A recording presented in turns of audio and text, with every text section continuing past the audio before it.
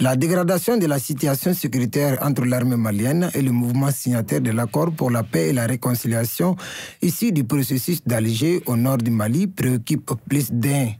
Pour rappel, ce cas de figure est consécutif à la résolution numéro 2690 du 30 juin 2023 du Conseil de sécurité des Nations Unies relative au retrait de l'amunissement et à la rétrocession de ses emprises à l'État du Mali. Face à l'ascension fulgurante des affrontements, la Confédération des Touaregs Iwilmiden et alliés du Mali a tenu une rencontre ce samedi 4 novembre à Bamako pour manifester son soutien à l'armée malienne, adhérant ainsi les mouvements de l'inclusivité.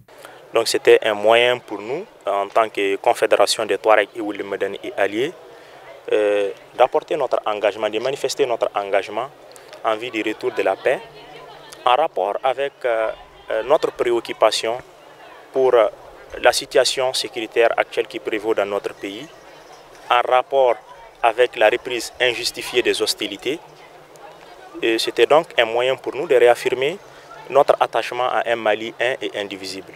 Dans le même ordre d'idées, le président des mouvements de l'inclusivité désavoue l'attitude de la coordination des mouvements de l'Azawad, SEMA. C'est de lever toute équivoque sur aujourd'hui ce qui pourrait être la vision de cette grande confédération par rapport à ce qui se passe aujourd'hui. Pour que personne ne se méprenne, pour que personne ne soit pris par la confusion de penser que ce qui se passe aujourd'hui à Kidal est quelque chose de soutenu et de soutenable. Non, c'était un non catégorique pour dire que nous ne sommes pas d'accord avec ce qui se passe à Kidal et par les responsables de la SEMA.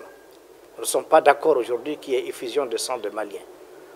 Vous n'avez pas notre soutien, vous n'avez pas notre quitus, vous n'avez pas notre mandat.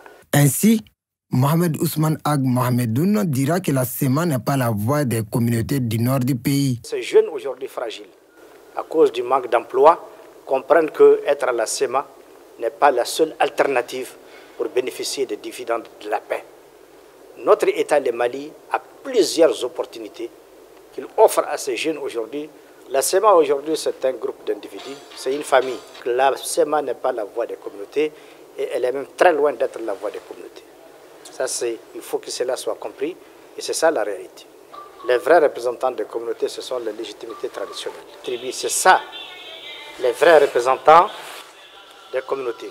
En attendant la mise en œuvre de l'accord pour la paix et la réconciliation issu du processus d'Alger, les mouvements de l'inclusivité appellent les partis signataires à se joindre à la table du comité de suivi du dit accord en vue de son parachèvement.